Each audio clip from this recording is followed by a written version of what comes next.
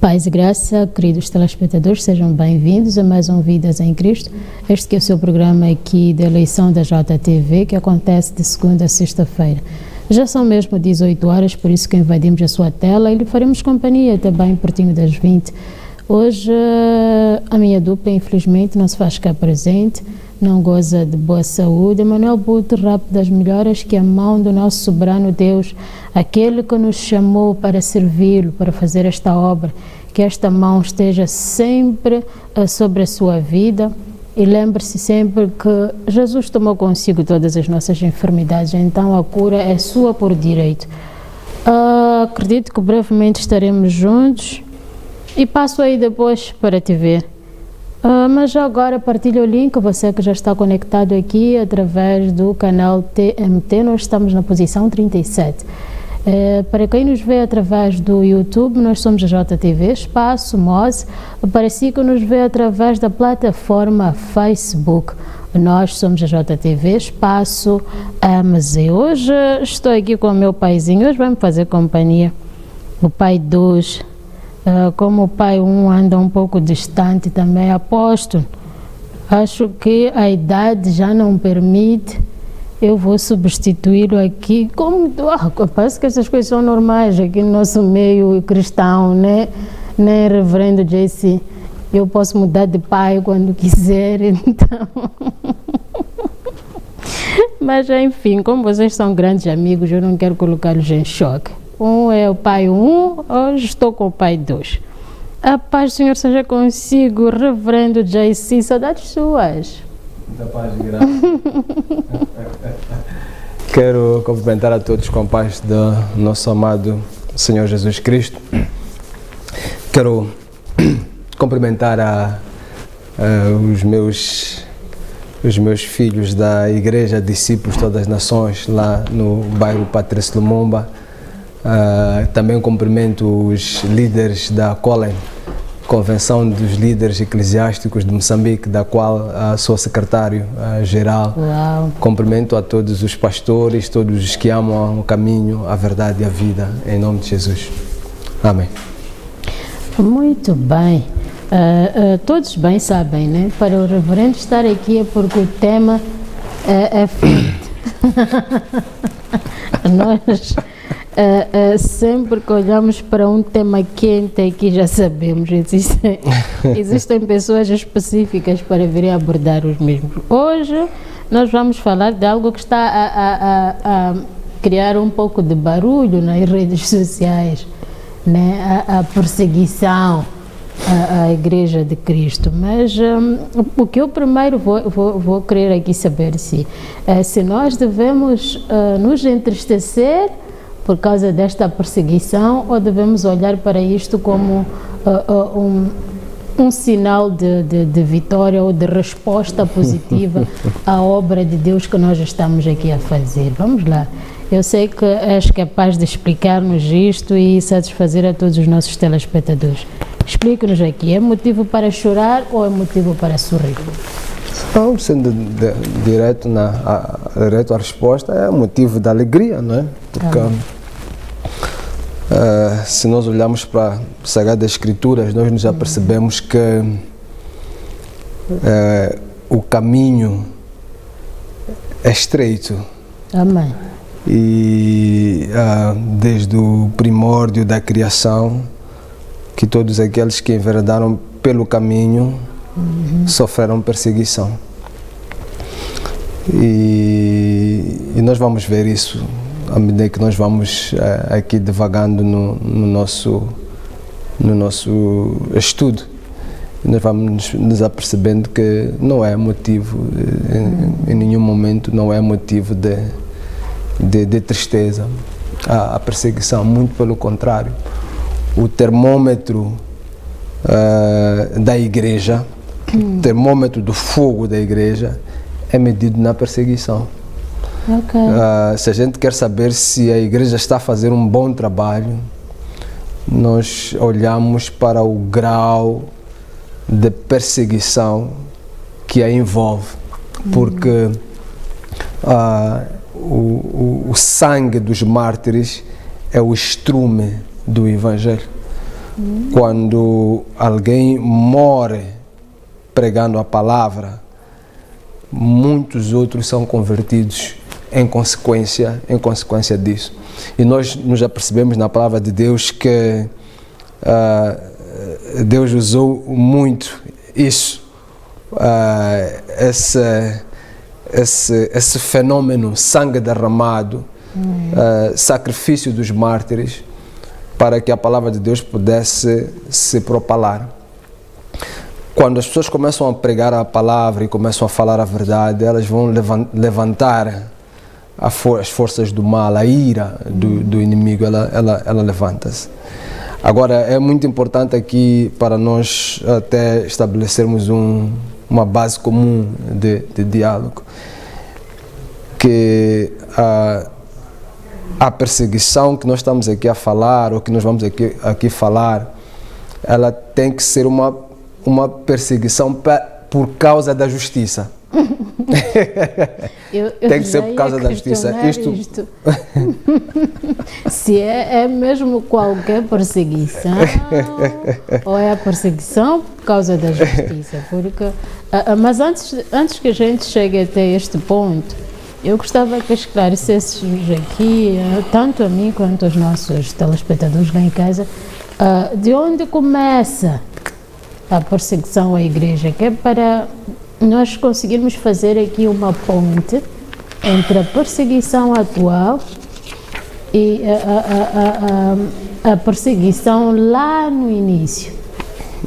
E sabermos se realmente trata-se do mesmo motivo, ou se alguns têm aqui uma dívida com a lei, com as autoridades, e depois nós vamos olhar para isto como propósito, quando na verdade é alguma coisa que não se encaixa muito bem. Vamos lá, pai, explica-nos aqui.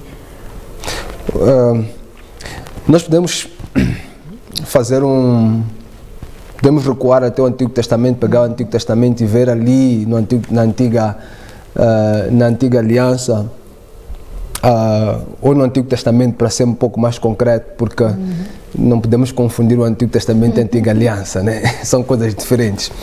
Mas quando nós olhamos para o Antigo Testamento, nós nos apercebemos de facto que há vários indícios ali, há vários aspectos que nos levam à questão da perseguição. Temos logo no princípio algumas querelas, a primeira delas entre o Caim e Abel, e o cerne daquela querela era o sacrifício que eles iam fazer diante de Deus, da qual um dos sacrifícios é aceito e outro não é, e daí Caim ter se ficado entristecido e atacado o seu irmão e levado à morte do seu irmão. Avançando mais, nós nos apercebemos que, depois de chamado de Abraão, nos apercebemos também que por onde Abraão andava, havia também uma certa inveja do povo que ficava ali à volta de Canaã.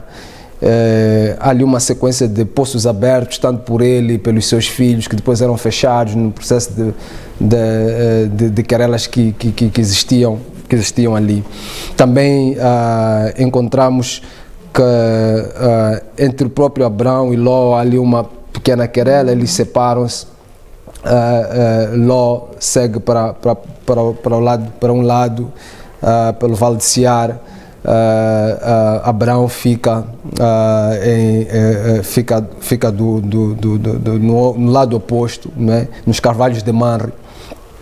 E onde Ló vai habitar, sabemos também pela Bíblia que há um conflito, ele é levado ali um povo. Depois Abraão vai atrás do seu sobrinho, resgata-os e consequentemente nós temos ali a oferta que Abraão faz a Melquisedeque e dos espólios desse conflito.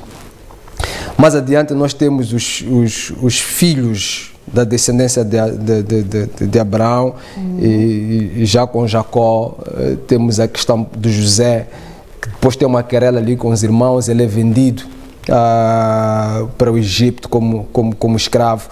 E nós encontramos no contexto da vida de José outro tipo de problemas que ele vai encontrando, até mesmo para preservar a sua justiça. Ele acaba sendo preso na casa de Potifar e com base nessa prisão Deus abençoa e leva-lhe ao governo. Temos aquele todo mover do povo de Deus que desce para o Egito, depois temos Moisés vindo para o Egito para libertar o povo. Quando eles saem do Egito, nós percebemos claramente que a saída também não é pacífica. Foi necessária uma intervenção poderosa da mão de Deus e pragas, as 10 pragas que foram ali subjugadas ao povo. E assim o povo de Deus sai com a mão poderosa, com a destra de Deus. E nesse processo de sair do Egito para a terra da qual Deus iria mostrar, temos uma perseguição que o Egito faz ao povo de Deus.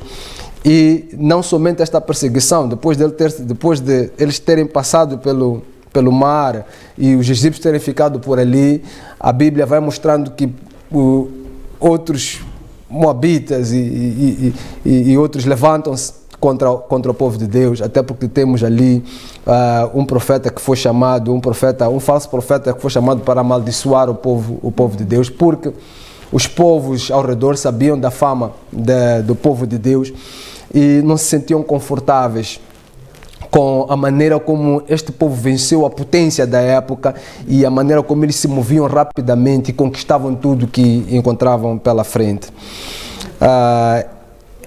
Estes conflitos foram trazendo aquilo que nós chamamos de movimentos antissemitas, em que os judeus sempre foram vistos como um povo não grato, um povo que não é para se associar com eles, um povo que abocanha tudo que encontra e um povo que tem um padrão, um perfil, um parâmetro muito estrito e que não se coaduna com outras formas de pensar e estar dos outros povos, até porque nós nos apercebemos que quando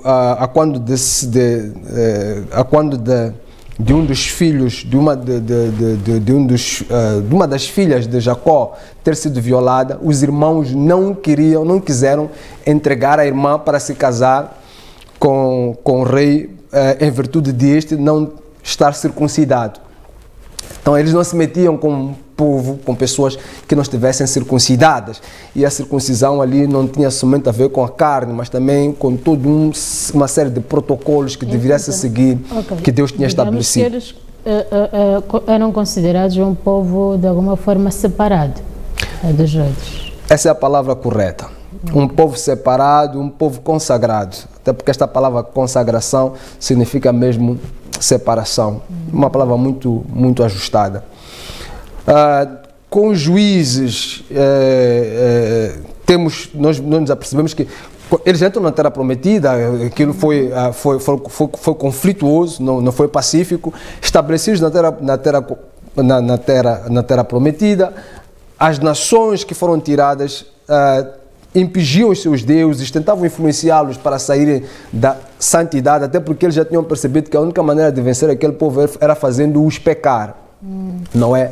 E isto foi sempre criando estes conflitos, né? E nós encontramos nos livros dos Juízes vários momentos em que estes conflitos aconteceram, está ali com Sansão, entrando em vários conflitos com os filisteus, depois mais adiante nós saindo da era dos juízes para os reis, depois mais adiante também com os profetas, nós encontramos que sempre houve este atrito entre aqueles que se filiavam, se firmavam na palavra de Deus versus aqueles que teimavam em andar fora daquilo que eram os parâmetros divinos. Eu quis correr com o Antigo Testamento porque como iremos falar de perseguição à igreja, quero me concentrar um pouco mais na componente igreja do que propriamente na componente povo de Deus, mas era importante fazer este panorama, trazer este panorama, que era para exatamente perceberem que a espada sempre esteve presente, a pregação da palavra, nós não encontramos isso quando Jeremias ele fala sobre isso em Jeremias capítulo 6, ele fala sobre a espada, nós encontramos também nos livros de Isaías, nós encontramos isso em várias passagens da Antiga Aliança. Nós encontramos também no livro de Neemias, quando ele decide reconstruir os muros, a oposição que aconteceu ali. Então, sempre que pessoas se levantam para fazer o certo, o inimigo também vai se levantar para se opor, né? E essa oposição, ela traz consigo esta perseguição. No entanto, talvez para nós fazermos uma citação do Antigo Testamento, Isaías 53, ele deixa aqui uma coisa muito interessante, que ajuda-nos um pouco também a perceber a questão da perseguição que vem com Cristo. É que a própria palavra de Deus diz assim, no livro de Isaías 53, diz assim: olha, quem creu em nossa mensagem, quem foi revelado do braço do Senhor, ele cresceu diante dele como um broto terro e como uma raiz saída de uma terra seca. Ele não tinha qualquer beleza ou majestade que nos atraísse, nada havia em sua aparência para o que desejasse, foi desprezado e rejeitado pelos homens, homem de dor, experimentado no sofrimento, como alguém de quem os homens escondem o rosto, foi desprezado e nós não o tínhamos em estima. Ok? Saltamos para o versículo 6. Todos nós, tal qual ovelhas, nos desviamos, cada um de nós se voltou para o seu próprio caminho. O Senhor fez cair sobre ele a iniquidade de todos nós. Ele foi oprimido e afligido e contudo não abriu a sua boca. Como um cordeiro foi levado para o matador e como uma ovelha que diante dos seus tosqueadores fica calada, ele não abriu a sua boca. Portanto, 750 anos antes de Jesus Cristo nascer, Isaías ele traz esta profecia.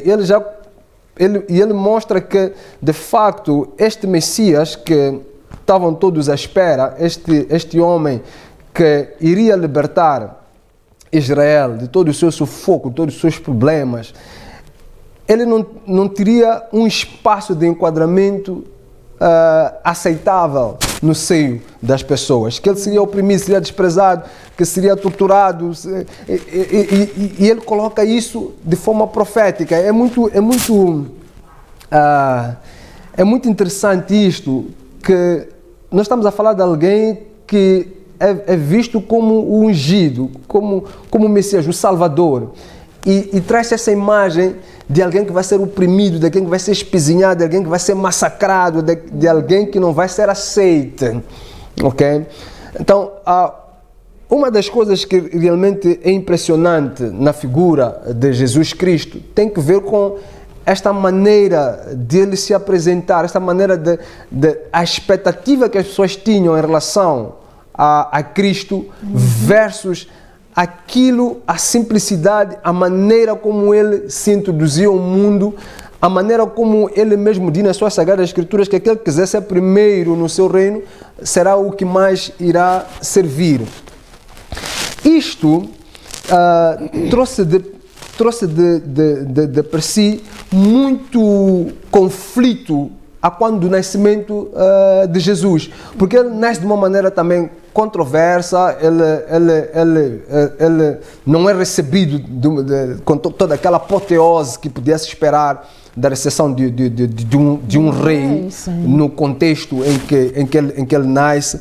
E o seu ministério também ele flui de maneira contrária àquilo que eram os ditames e a forma de ser, estar e de pensar das religiões que já estavam estabelecidas na altura, basicamente dos saduceus, dos fariseus e dos doutores da lei. E o próprio Cristo, quando vai discipulando os seus, ele coloca de forma muito clara aquilo que seriam as consequências do seu ministério. E, se me permitir, nós podemos entrar já mesmo para aquilo que foram as palavras de Cristo em relação à questão da perseguição. Mas eu queria trazer aqui dois conceitos, antes mesmo de entrarmos para a palavra, que também vão nos ajudar muito a perceber aqui a pertinência deste tema, o quão importante foi trazer este tema, e estamos a discutir este tema aqui no programa. Sempre que se fala de perseguição à igreja, utiliza-se muitas das vezes, ou sempre, a maior parte das vezes, usa essa palavra cristofobia. Okay. É a cristofobia, que significa medo de Cristo. Medo. A palavra fobia tem que ver com medo, né? Tem a ver com receios. Okay? Mas quando nós formos analisar e o que nós vamos tentar fazer aqui, historicamente, a palavra que melhor se enquadra não é cristofobia, mas sim é a palavra misocristia. A misocristia, ela significa ódio ou horror a Cristo, ao cristianismo ou ao cristão, ok? Então, o que de facto nós sofremos não é cristofobia, é misocristia. Porque se fosse cristofobia, as pessoas iriam ficar repelidas do cristão, ficavam com medo e não atacavam. O que acontece de facto é que o cristão, ele é odiado, ele é atacado, ele é violentado, ok?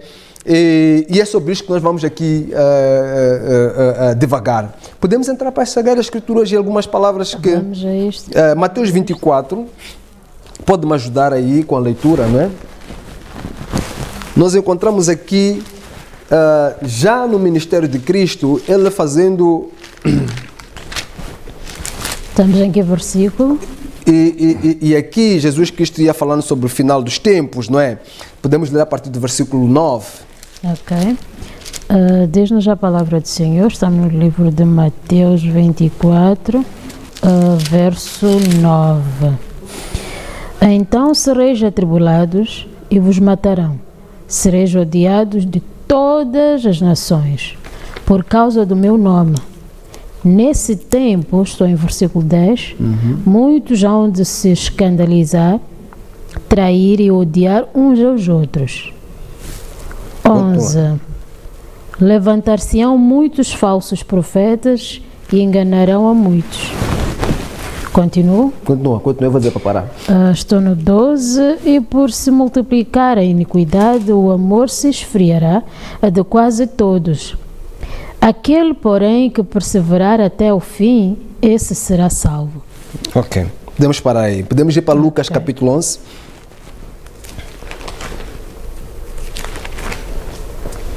Em que versículo? Podemos ler a partir do versículo 49. Ótimo. Diz-nos a palavra do Senhor. Por isso também disse a sabedoria de Deus: enviar-lhe-eis profetas e apóstolos, e a alguns deles matarão e a outros perseguirão. 50. Para que desta geração se peçam contas do sangue dos profetas derramado desde a fundação do mundo. 51. Desde o sangue de Abel até ao de Zacarias, que foi assassinado entre o alto e a casa de Deus. Sim, eu vos afirmo, contas serão pedidas a esta geração. Ok, podemos... Muito forte este versículo. Podemos ir para Lucas 21. Lucas 21. Podemos ler versículos 16 e 17. Lucas 21, versículo 16 e 17. Passo a fazer a leitura. E sereis entregues até por vossos pais, irmãos, parentes e amigos, e matarão alguns dentre vós. De todos sereis odiados por causa do meu nome. 18. Contudo, não se perderá um só fio de cabelo da vossa cabeça. Ok. Podemos, João 15, 19 e 20.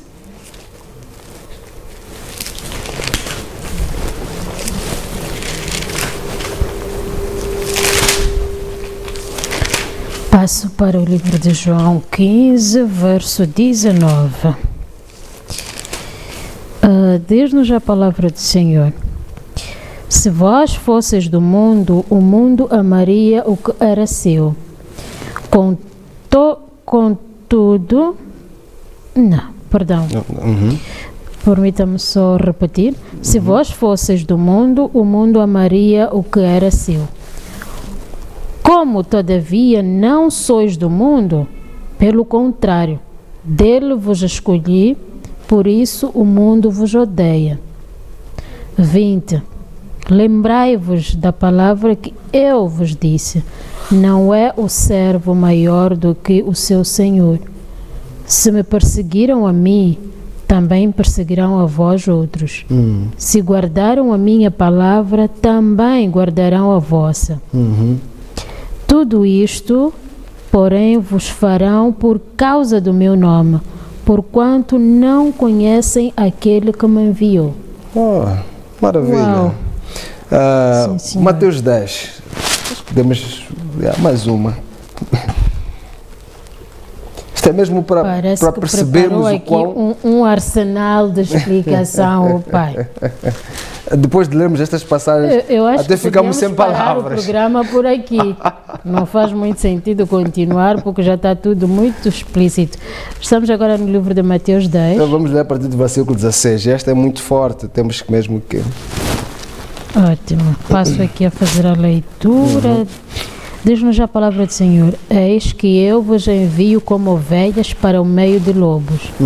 Sede, portanto, prudentes, como as serpentes, e simples como as pombas. 17. E acautelai-vos dos homens, porque vos entregarão aos tribunais e vos açoitearão nas suas sinagogas. 18. Por minha causa sereis levados à presença dos governadores e de reis para lhes servir de testemunho a eles e aos gentios. 19. E quando vos entregarem, não cuides em como... em como ou que haveis de falar, porque naquela hora vos será concedido o que haveis de dizer. 20. Visto que não sois vós os que falais, mas Espírito de vosso Pai, e é quem fala em vós. Um irmão entregará à morte outro irmão, e o pai ao filho. Filhos haverá que se levantarão contra os progenitores e os matarão.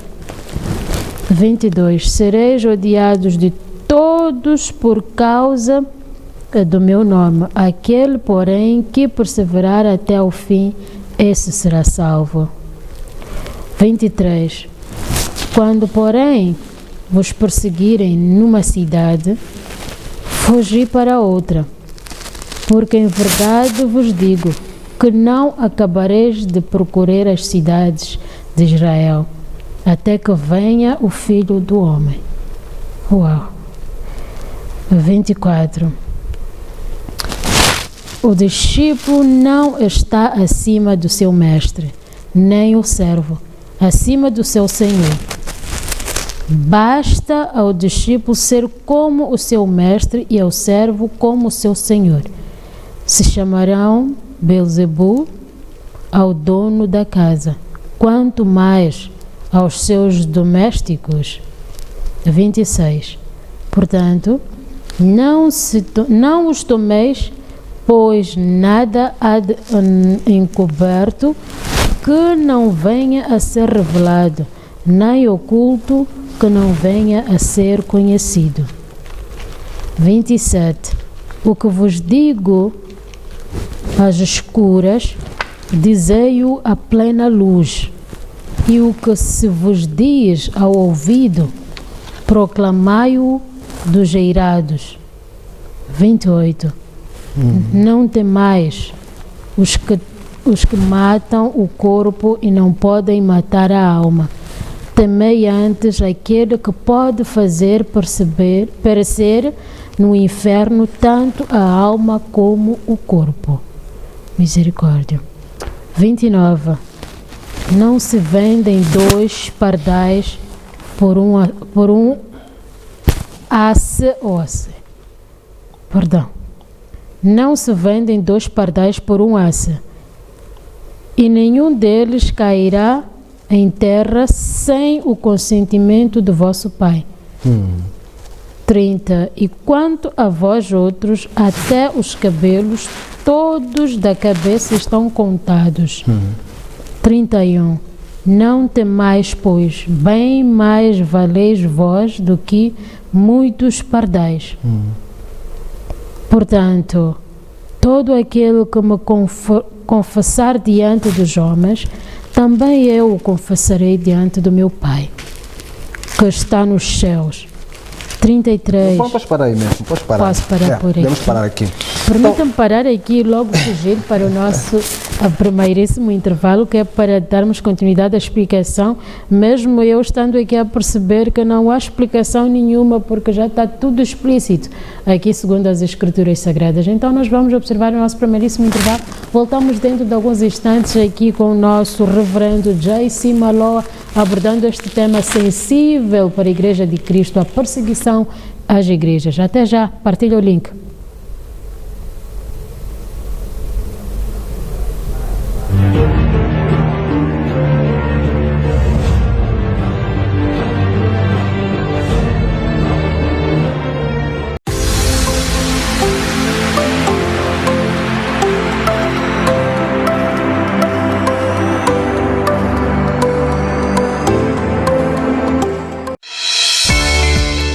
O processo de migração digital é irreversível.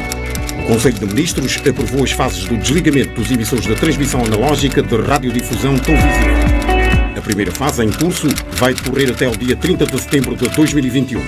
Serão desligados os atuais emissores da transmissão do sinal analógico de televisão nos seguintes locais: Maputo, Namaacha, Xai-Xai, Chocwe, Machixe, Vilanculo, Beira, Chimoio, Climane, Tete, Nampula, Ilha de Moçambique, Nacala, Pemba, Lixinga e Quamba. Nenhuma família moçambicana vai ficar sem acesso à televisão, com o desligamento do sinal analógico. O desligamento dos emissores analógicos é realizado nos locais onde haja disponibilidade do sinal digital e dos descodificadores. Faça parte do processo de migração digital. Para mais informações, ligue para 1456. Governo de Moçambique. Seu amor, nós dois não se largamos, amor. Pode o mundo acabar, sei que já confirmamos esse amor. E a gente partilha a aflição como se fosse bela felicidade. Olá, gente boa, eu sou o Cleiton David.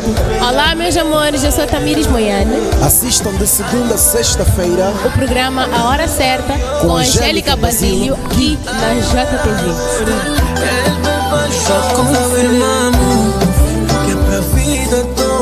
Bate coração. Eu sou Sérgio Carlos Manique, o padrinho dos corações apaixonados. Aqui estou na JTV, onde vamos falar de amor, vamos falar de relacionamento. Quer namorar? Quer resolver o problema do seu noivado? O casamento não está bom? Estarei aqui segunda e quinta-feira para falarmos de amor. Este é o programa Fala Coração, aqui na JTV.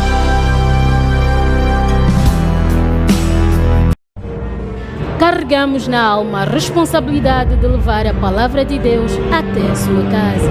Que é aqui onde a igreja, o local de adoração. Quando falamos de identidade, nós estamos a falar de como trazendo convidados usados por Deus para lhe comunicar a boa nova. Viu a luz, eu vi a voz dele. Temos que olhar primeiro para um Deus que estabeleceu o casamento.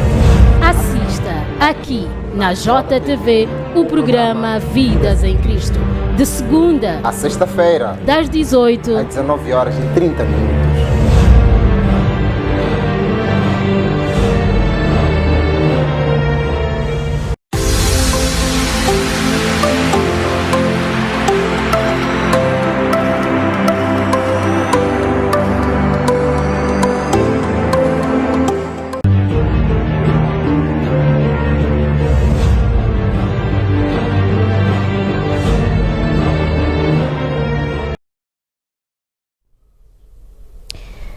Muito bem, nós já estamos de volta para o nosso segundo bloco aqui da sua Escola de Teologia da JTV. Hoje conversamos com o nosso querido reverendo J.C. Maloa, o homem de muita explicação. Às um ótimo professor, olha, permita-me dizer isto, tem algum estudante que já reprovou, passando aí pelas suas mãos, porque não é fácil. Alguém que explica tudo, quer dizer, não deixa aqui nenhuma vírgula. Muito bem. Quando dava aulas na universidade, os meus amigos reclamavam, né? Era muito rigoroso. Não, mas faz sentido. Faz sentido pela pessoa que tu és, faz muito sentido mesmo.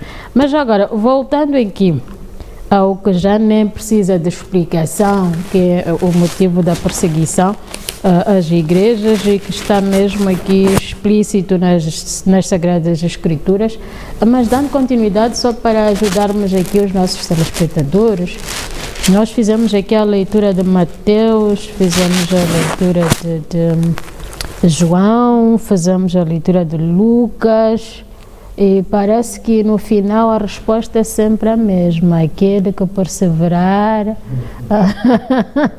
Então é um recado aqui para todos nós. Vamos perseverar, porque quem perseverar já tem a resposta, que em todos os livros que nós fomos ler, no final dizia sempre a mesma coisa. É verdade. É verdade, vamos a isso. Nós verificamos aqui que Jesus teve o cuidado de falar com os seus discípulos e deixou muito claro que esta perseguição seria um facto. É claro que nós podemos, por exemplo, fazermos algumas interpretações de alguns livros, como no caso, por exemplo, de Mateus 24, nós percebemos ali que até uma perspectiva futurista em alguma daquelas coisas, outra é uma perspectiva real de uma perseguição que ia acontecer naquele momento em que Jesus está a falar com os seus discípulos. No entanto, nós podemos perceber no contexto de todas as escrituras que nós aqui mostramos que, de facto, faz parte do apanágio de ser cristão a perseguição. Ela tem que estar. E até nós podemos perceber aqui que esta perseguição ela começa dentro da tua própria casa, com teu irmão, com teu pai, com os membros da tua casa. Por que começa com essa gente? Porque quando nós nos convertemos ao cristianismo, como também acabamos de ver aí, nós passamos a pertencer a uma outra nação, nós passamos a pertencer a um outro povo, passamos a ser o povo escolhido de Deus. Nossos hábitos e costumes diferem daquilo que é a tradição, do modo de viver da nossa família, daquilo que as pessoas com quem nós convivíamos gostariam que nós andássemos e fizéssemos. Nós paramos de fazer aquelas coisas, porque entendemos com base na palavra que o conhecimento de Deus, ela nos espiritualiza, ela nos eleva, ela nos enobrece, até porque a Bíblia diz que os bereanos eram muito mais nobres que os de Tessalônica, porque todos os dias elas entravam nas Sagradas Escrituras para ver se aquilo que Paulo e Silas pregavam era de facto assim. Então, esta nobreza, ela vai criar de facto uma certa inveja,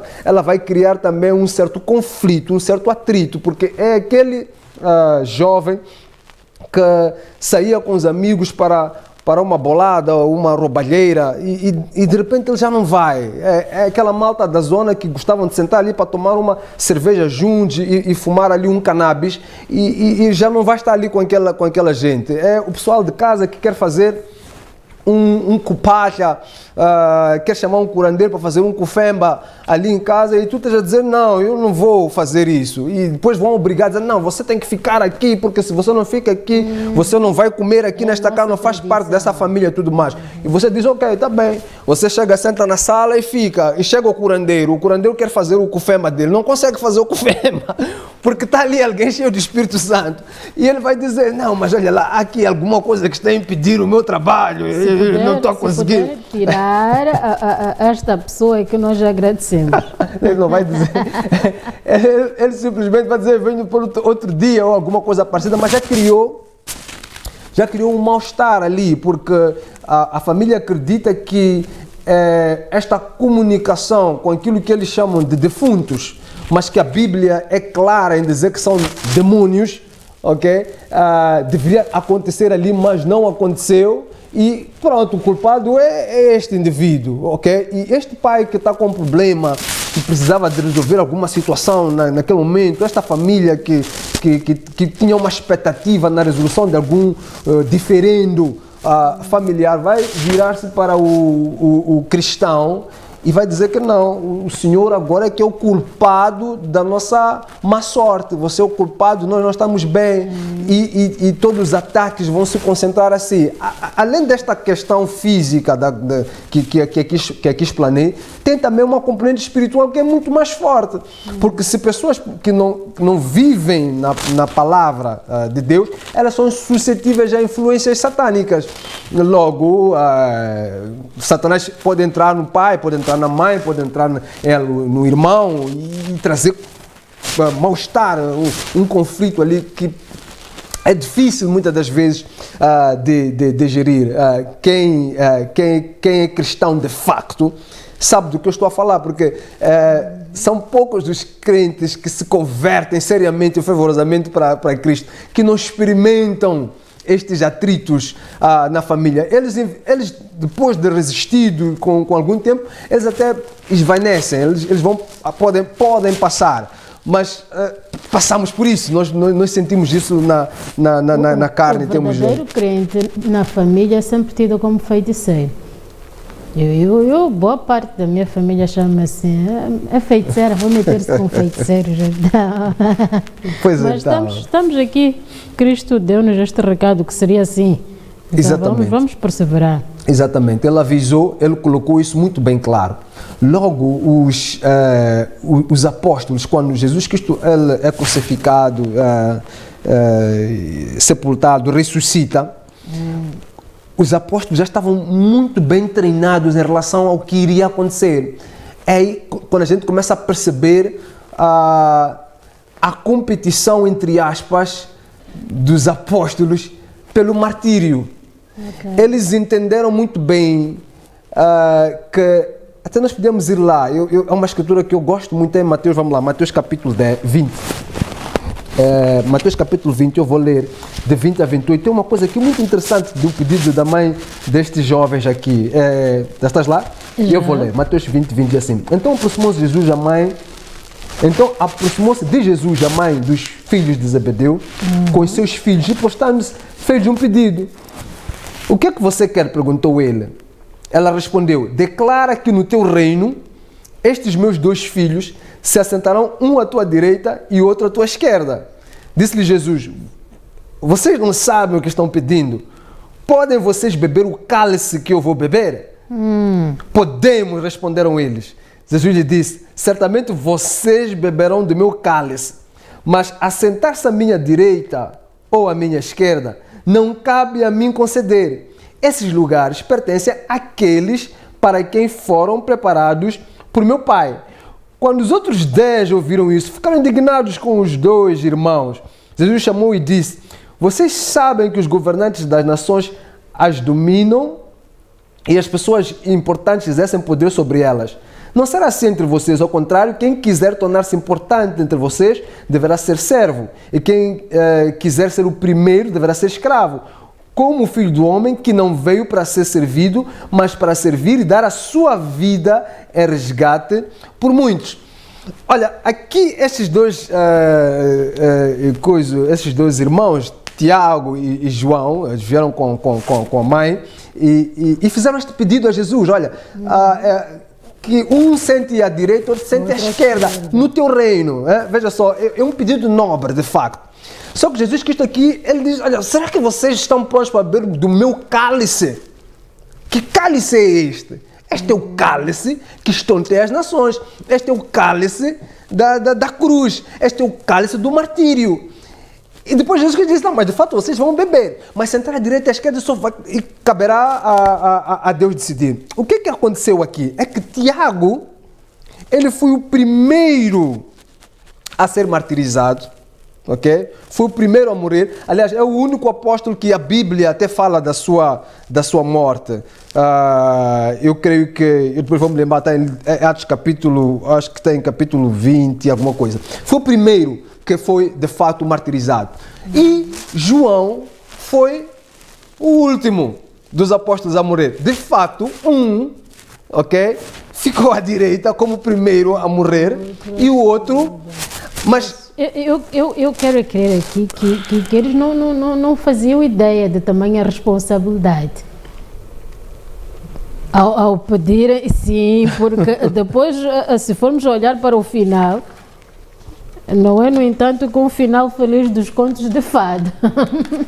Aí é que está, esta que está o clutch da coisa, né? A pegada do que nós estamos a falar aqui está aí.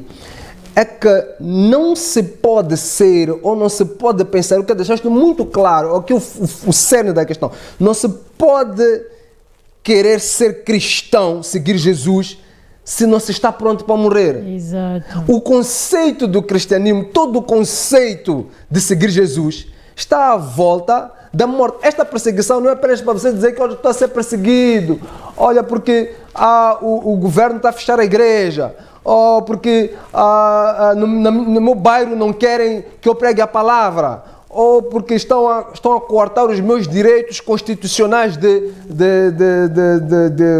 liberdade religiosa. Isso que eu acabei de falar aqui é o básico, you know? É o princípio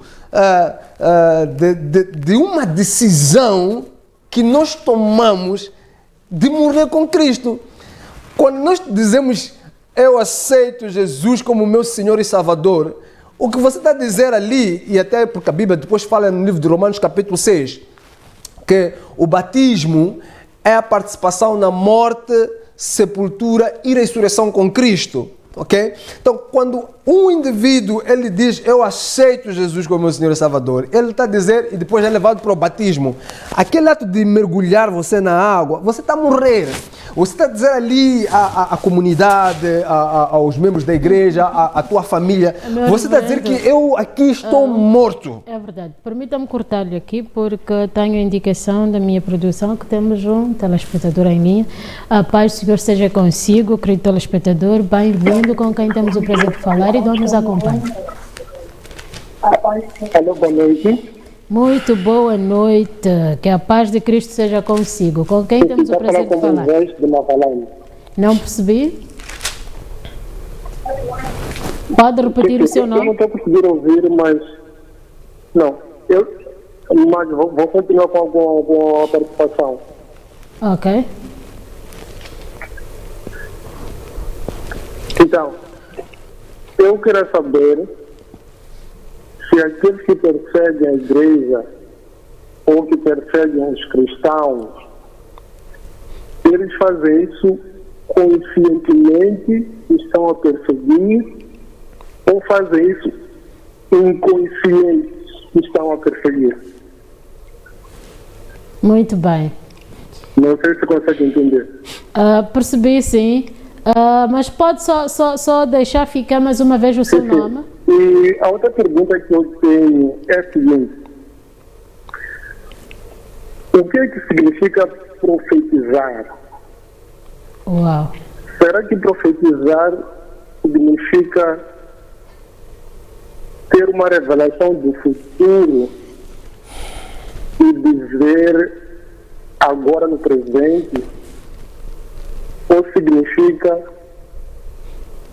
eu determinar como é que eu quero que seja o meu futuro, o futuro de alguém? Tá certo, muito obrigado. Muito bem. Eu aqui não percebi se a última era uma questão ou estava a ajudar-nos a explicar o que é profetizar. Mas ok, meu querido, ficou aqui o essencial. O nosso querido, que eu não percebi muito bem o seu nome, quer saber do reverendo se as pessoas que estão a perseguir a igreja, os perseguidores da igreja a atuar, eles estão cientes do que estão a fazer ou não. Ok, eu vou correr para atender mais alguém. A paz do Senhor seja consigo, com quem temos o prazer de falar e de onde nos acompanha. Paz e graça. Alô? Olá, minha querida, bem-vinda. Alô? Seja bem-vinda, minha querida, assim. Estou acostumada aqui a atender os homens. Fala aí, meu bem.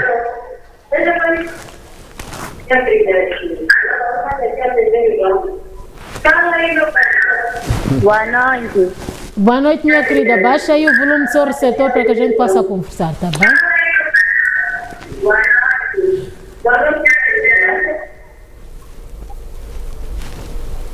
Alô? Ótimo. Agora consegue me ouvir? Sim, já assinei. Boa noite. Ótimo. Com quem tenho o prazer de falar, minha querida? Opa. Infelizmente, parece que o senhor Tum invadiu o celular da nossa querida telespectadora. Produção, eu acho que estamos com algum problema aqui técnico por parte dos nossos telespectadores, eles não têm o nosso retorno. Mas já vou aqui fugir para atender mais alguém. A paz do Senhor seja consigo. Bem-vindo. Paz e graça, telespectadora em linha. Boa noite. Muito boa noite. Uma voz masculina com quem temos o prazer de falar. Olá. Por cá eu vou falar, acho que não estamos a conseguir nos comunicar melhor. Eu estou a ver o tema, como acabo de ver agora ao TV. Não acompanhei, estou atento a acompanhar o programa. Como o tema assim, a perseguição da igreja, eu acho que não é uma coisa recente. A igreja será perseguida desde os tempos até agora. A igreja é perseguida. E há de ser perseguida até porque os que perseguem mais a igreja são os nossos doutores da lei. Posso dizer assim, pessoas que ganham bem na vida, porque falar de Cristo para a pessoa que ganha na vida parece uma coisa que me deixa atrás, me incomoda quando fala de Cristo. Então os cristãos serão perseguidos até. Então o que tem que um cristão fazer é que ser forte. Tem que ser forte. Eu estava agora a conversar há dias com um amigo, um colega meu. Ele estava falando da vacina. Essa vacina agora do Covid-19. Então, estava falando de alguma coisa ali. Entramos um pouco na parte de coisa da, como posso dizer, da marca da besta. Então, um colega meu disse que eu não vou apanhar a vacina. Eu disse, a vacina ninguém quer. É bem claro que temos que vacinar. Só que ele depois disse, quando chegar a vez de dizer que aquele que vacina vai ter que ter cartão, não vai ter direito a transporte, a fazer compra, isso já é marca da besta. Devemos ser perseguidos até.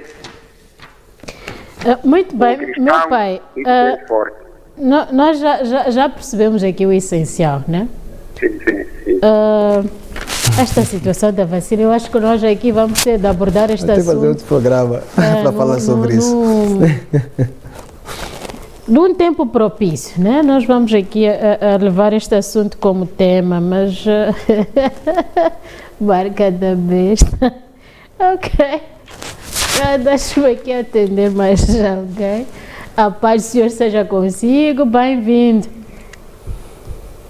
Alô, boa noite. Muito boa noite, minha querida. Bem-vinda. Sim, só quero comentar acerca do programa. Esteja à vontade, meu bem.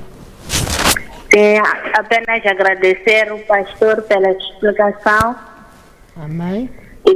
E dizer que gosto muito do programa, aprendo muito cada dia. Glória a Deus. Que o Senhor possa continuar a abençoar a todos os homens de Deus que pregam a verdade. Amém, amém, amém. Obrigada. Amém. Que Deus abençoe a sua vida, minha querida. Continue conectada aqui ao seu programa Vida Já em Cristo. Obrigada. Amém. Bom, eu acho que eu vou deixar este assunto aqui. Eu gosto muito de ouvir isto da marca da besta, sabe? Quando as pessoas começam a conversar em torno do assunto vacina. Mas, ok, eu não estou em condições de Mas é normal que as pessoas tenham esses questionamentos, né? É sim, por causa da questão da obrigatoriedade. Mas eu vou fugir aqui para conversar com mais alguém. A paz, Senhor, seja consigo. Telespectador em linha, bem-vindo.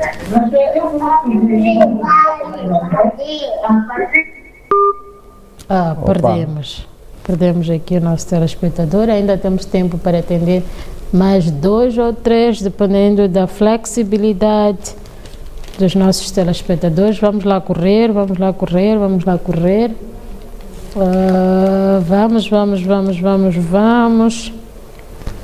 Para ganharmos tempo. Liguem. Já temos alguém aqui em linha. Muito boa noite. Bem-vindo. Com quem temos o prazer de falar e de onde nos acompanha? A paz do Senhor. Paz e graça, é uma voz masculina. Bem-vindo. Com quem temos o prazer de falar? Aqui é o Fabião, daqui de Inhambane. Fabião? Sim, de Inhambane. Ótimo, sou Fabião, Gaganeia. Na reserva, cara. Vamos humilhar o reverendo aqui. Eu vou fazer a entrevista em Bitonga, ele fica de fora. Vamos falar mal dele. Tenho dom de línguas. Sim, essas são muito nossas línguas, não são línguas do Espírito Santo. Né, o nosso convidado ali, o nosso pastor. Ótimo. O programa está muito quente e está muito doce até. Amém. E também estou para acrescentar a palavra de Deus e agradecer a escritura bíblica que foi lida, né? Porque mesmo com tudo para se concretizar aquilo que foi escrito na Bíblia, tem que acontecer mesmo. Amém. Para aqueles que acreditam em Cristo mesmo, acreditarem que isto acontece, porque tem que acontecer mesmo. Seremos perseguidos, aqueles que seguem ao caminho de Cristo. A perseguição é legítima. Tem mais alguma questão aqui, meu querido? Alô? Sim, eu dizia, tem uma questão aqui ao nosso reverendo, ou só queria mesmo contribuir afirmando que o cristão será sempre perseguido? O cristão será perseguido, mas para concretizar aquilo que foi escrito na Bíblia. Amém. Obrigado, tchau, bom trabalho. Ótimo, Deus abençoe aí, meu querido, até breve. Muito bem, aqui depois de termos conversado com o nosso querido Fabião, direto em Inhambane. Corram, parece que temos espaço para mais um telespectador. Seja flexível e ganhe esta corrida, exato. Já temos aqui o vencedor do dia. Muito boa noite, com quem temos o prazer de falar e de onde nos acompanha. Boa noite. Muito boa noite, meu querido. O seu nome, de onde nos acompanha? Carlos Wittmann, da cidade de Tete. Carlos de Tete. Sim. Eu estou a ligar para dizer.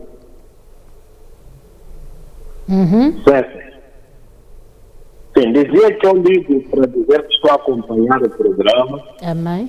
E por acaso, no domingo passado, tive um sonho relacionado ao tema abordagem. E uma oração eu pedia que Deus pudesse confirmar o sono através do mistério. Pode explicar-nos o sonho? É meu sonho, o fato estava no meio da multidão e vinha contemplando as pessoas sendo fugidas por conta da verdade. Não percebi esta última parte, via-se contemplando as pessoas que... Não, dizer que não contemplava muitas vezes sendo perseguida por conta da palavra de Deus. Ok. E isto de fato ia pesando no sonho tive este sonho por 3 vezes. E quando eu acordei, comecei a orar, pedindo que Deus de fato confirmasse aquilo que eu estava sonhando naquele momento. Ok. Não. Muito bem, eu acho que é um sonho que não precisa de interpretação, né? É bem claro. Certamente que não. É bem claro. O que talvez poderá não permitir explicar o som ao detalhe mesmo, não tenho certeza, mas eu queria partilhar aí esta experiência que Deus está colocando na minha vida através deste programa. Através de confirmar aquilo que de fato vinha me implementando aqui. Amém. Ótimo, meu querido, que Deus abençoe aí. Continue conectado aqui à sua escola de teologia, que hoje o nosso professor promete. Ele nos está aqui a esclarecer aqui o assunto da perseguição. E até negociei 15 minutos a mais para o programa. Já conseguiu fazer lobbies aqui, então temos mais 15 minutos aqui para o término do Vidas em Cristo. Continue conectado aí. Eu aproveito aqui mesmo esta deixa para fugirmos ao nosso último intervalo. Voltamos dentro de alguns instantes. Não sai daí, partilha o link até já.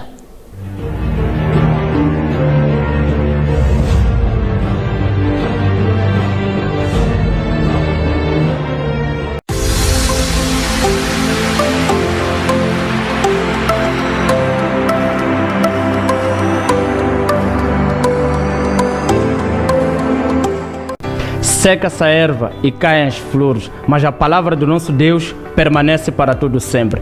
Isaías capítulo 40, versículo 8. A paz do Senhor amado, eu sou Álvaro Mutumano e estou aqui para fazer um convite. Assista o programa Conhecendo a Bíblia, todos os domingos, das 14h30 às 15h30, aqui na JTV, onde superabunda a graça de Deus.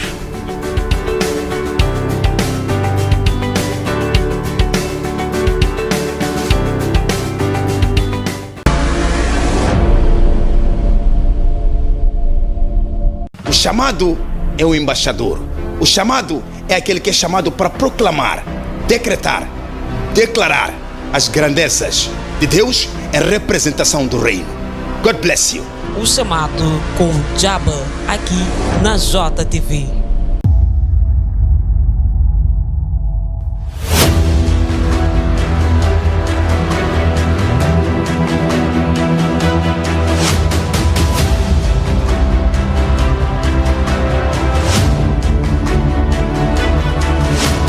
O alcance do objetivo sustentável para o ambiente depende de mentes verdes. E você é o fator determinante para o efeito.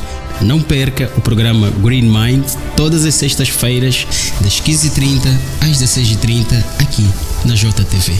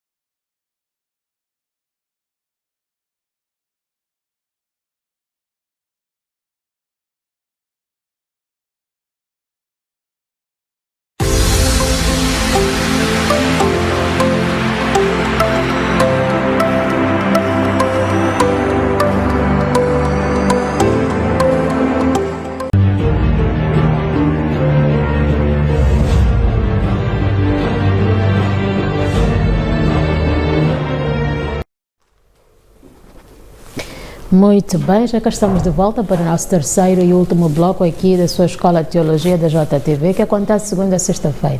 Quando são 18 horas, nós chegamos e invadimos a sua tela e lhe fazemos companhia. Até bem pertinho das 20, hoje será bem pertinho das 20 mesmo, porque ganhamos um acréscimo de 15 minutos com a nossa produção. Então, sendo assim, nós vamos já fugir aqui, meu reverendo, para responder a questão do nosso querido. Queria saber se as pessoas que perseguem a igreja, elas estão cientes, perseguem de maneira ciente ou inconsciente? Essa é uma pergunta muito lata, varia. Sim. Realmente deixa muitas lacunas. Não podemos, como no princípio eu falei da questão da cristofobia e também da questão da misocristia. Por alguns até pode não ser, mas a maior parte delas é. Vou explicar mais ou menos isto aqui nos seguintes termos. A partir do momento em que eu desenvolvo uma filosofia, uma forma de pensar, de ser e estar, significa que eu sou consciente das minhas atitudes. Eu penso e eu ajo de acordo ao que penso. Eu já sou adulto o suficiente, sou consciente, as minhas ações são imputáveis de culpa.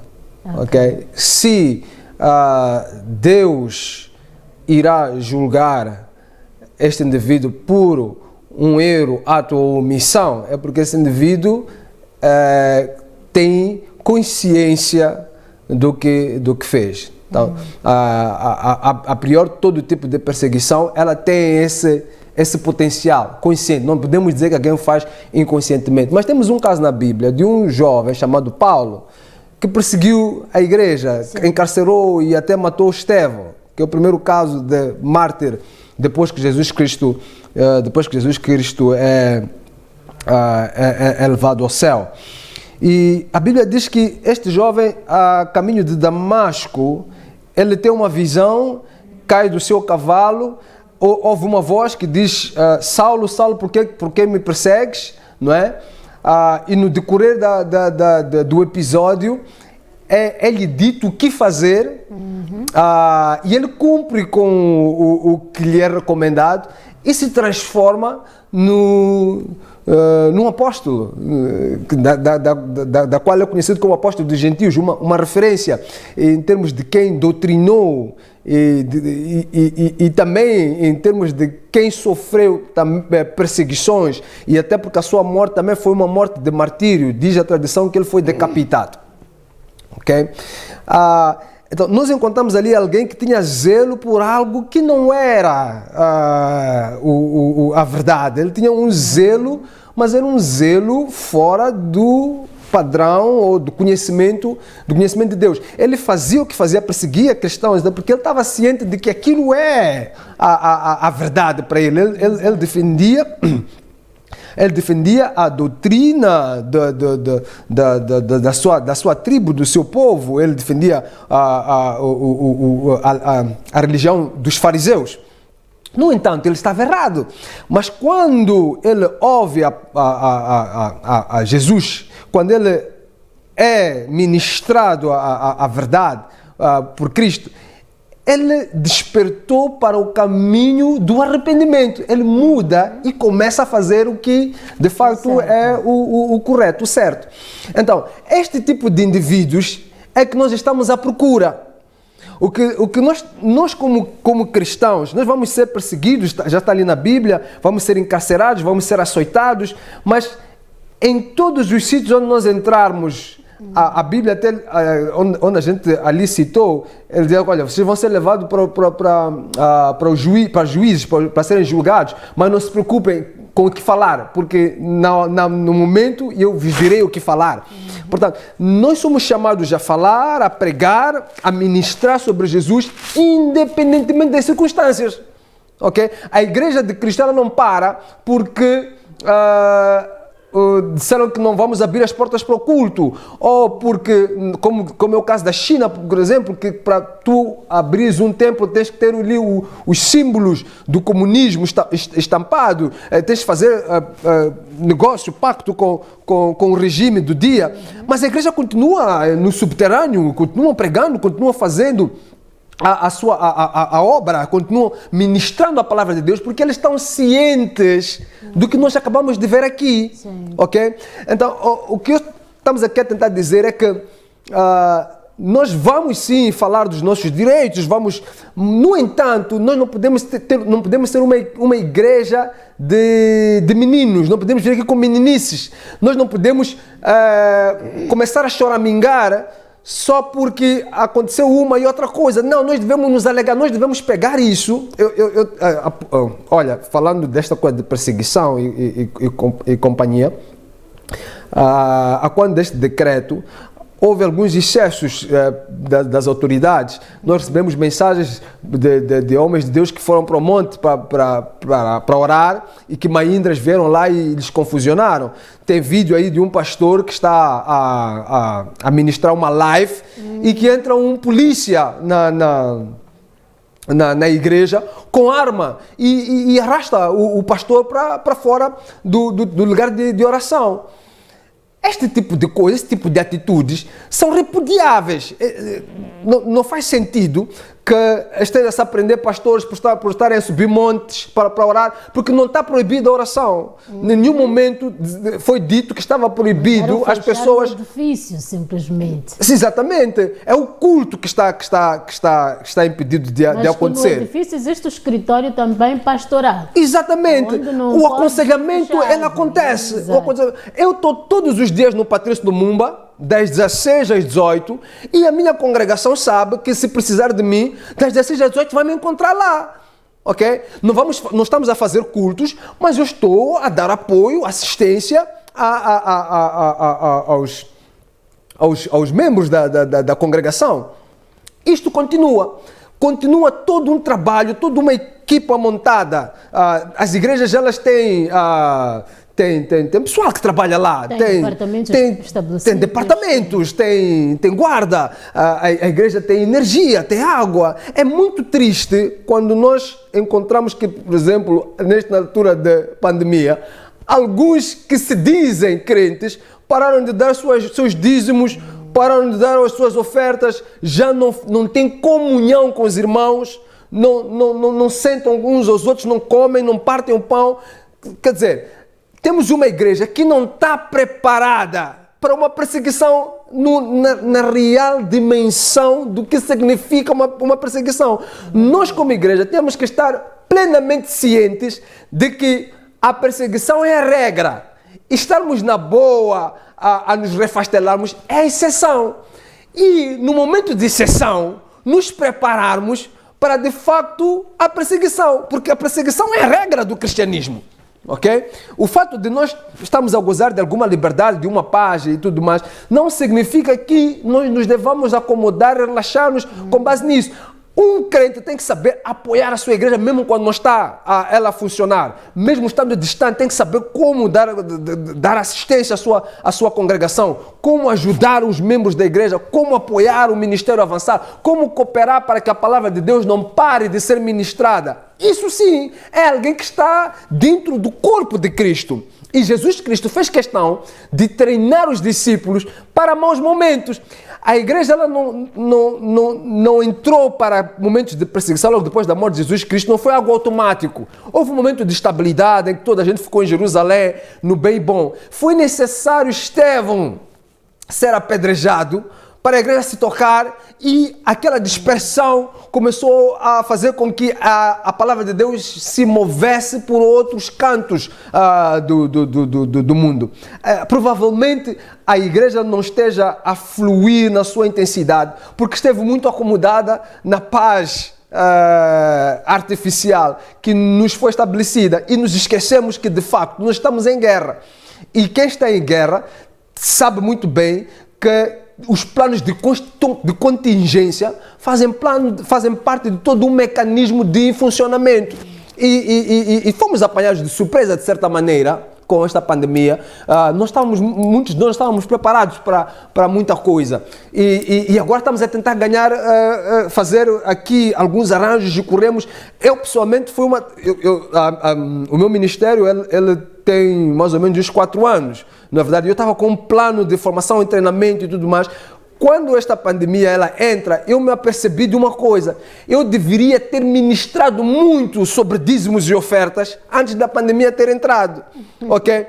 Me concentrei muito em outras questões e quando a pandemia de fato entrou, eu me apercebi que eu não tinha ali a assistência que eu pensei que tivesse. Porque as pessoas relaxaram mesmo. E isso é comum. Eu converso com pastores e tudo mais. Eu me percebo que há uma estatística que foi feita nesta altura da pandemia e, em média, as igrejas perderam 60% do seu income. Isso é impensável. Nós não 60% significa, em outras palavras, que nós temos 60% de descrentes na igreja. Uau. Porque o dízimo e as ofertas, por exemplo, é um termômetro de fidelidade. Eu consigo ver quem de facto é membro da igreja e coopera com a obra do Senhor através dos dízimos e ofertas. Porque o bolso é a última coisa que se converte. Quando o indivíduo converte o seu bolso a Jesus, esse indivíduo realmente já deixou todo o resto das coisas para trás. Já tem a garantia do reino. Agora, quando nós entramos para o livro de Atos, como eu estava aqui a explicar, nós vamos entendendo que a Bíblia, eu vou lançando aqui algumas escrituras que depois vão escrevendo em casa, que mostra que de fato a igreja foi passando por um processo de perseguição intensa. Atos capítulo 4, por exemplo, versículo 1 a 3, nós encontramos Pedro e João no Sinédrio, perseguidos por sacerdotes e saduceus. Atos capítulo 5, versículo 18, nós vemos a prisão dos apóstolos e a soltura pelo anjo. Atos capítulo 7, nós encontramos a morte de Estevão. Atos 12 é aquela escritura que eu não estava a lembrar, que fala da prisão dos apóstolos por Herodes e morte de Tiago, a espada, que eu disse que era o primeiro apóstolo, né? Que foi decapitado, e é o único que a Bíblia aqui mostra de fato o que aconteceu com ele. Atos capítulo 16, versículo 16 a 28, nós encontramos Paulo e Silas também na prisão. Atos capítulo 19, versículo 23, nós encontramos ali o tumulto de Éfeso pela defesa da deusa Ártemis. Éfeso era o bastião da deusa Ártemis e os irmãos, quando entraram lá, começaram a pregar. O pessoal de Éfeso disseram: olha, esses indivíduos estão a dizer que estátuas não são deuses. Para aquilo que criou um tumulto, porque eles adoravam estátuas, eles tinham estátuas ali, não é? E da deusa Ártemis. E eles diziam que aquela estátua tinha caído do céu, né? E houve um tumulto ali que aconteceu em Atos capítulo 19, você pode ver. Atos capítulo 21, nós temos ali a prisão de Paulo em Jerusalém. Depois, em Atos capítulo 27, nós temos toda a viagem de Paulo para Roma, e em Roma é onde ele é decapitado por Nero no ano 67. Eu agora quero entrar para alguns aspectos aqui muito importantes no que diz respeito à perseguição, que são aspectos históricos. Nero foi um dos imperadores de Roma que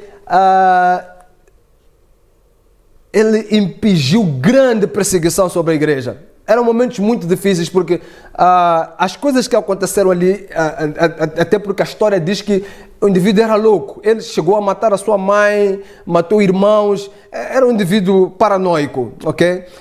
E num dos episódios, não se sabe muito bem porquê, mas imputa-se ser a ele, houve uma grande queimada que aconteceu em Roma.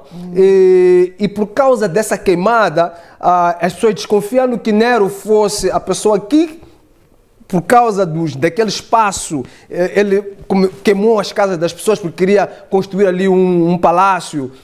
Ou há uma outra versão que diz que ele queimou para ficar na sua varanda escrevendo poesia sobre aquilo que ele contemplava, não é? Pois é, mas para ele se defender disso, ele começa a perseguir os cristãos. E os cristãos foram feitos tochas vivas, eram queimados e eram pendurados na cidade para acender a noite, para dar luz à noite. Eles foram levados para as arenas onde fazia-se jogos com eles, e eram soltos leões, e os leões tragavam os cristãos vivos. eles foram torturados de várias maneiras. Pedro, por exemplo, também morreu na época de Nero. Ele foi crucificado de cabeça para baixo, pernas para cima. E nós encontramos ali uma série de barbáries e torturas que eram feitas sobre os cristãos. Uma coisa muito interessante nesta perseguição que nós encontramos, que depois foi levando, teve assim um decorrer histórico que eu vou aqui narrando, é que a componente específica disso tinha que ver com a negação de Jesus. Se você negasse Jesus, você escapava dessas mortes todas. E muitas vezes nós encontramos isso, quer de forma física, quer de forma espiritual, no nosso dia a dia. O cristão, ele tem sempre essa perseguição.